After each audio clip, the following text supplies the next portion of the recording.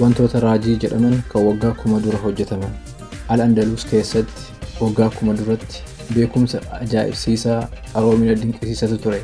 Muraasa maqaa dha'uuf kitaaba Al-Tasriif jiddii 30 kan qabu Az-Zahraawiin kan barreesse Awurooppaa keessatti waggaa 500f kitaaba ijoo barnootaa fi yaala baqaqsanii hodhuu ta'ee tajaajile.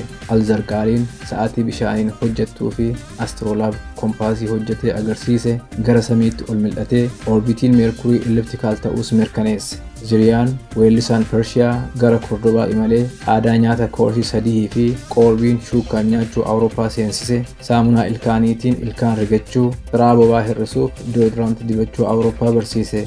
Abbaas ibn Firnaas bara 875tti meeshaa balali'uuf nama gargaaru hojjechuudhaan daqiiqota hedduuf qilleensa irra of tursiise. Yeroo ifaajee fi tooftaa kan gaafatu ta'us balali'uun akka danda'amu dhala namaatti agarsiise.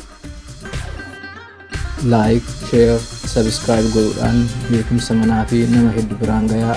Viidiyoo kana fakkaatu akka hojjennuufis humnaa fi hamilee nuuf ta'a. Yaada viidiyoo kanarratti qabdanis comment section keessa kaayaa. Galatoomaa.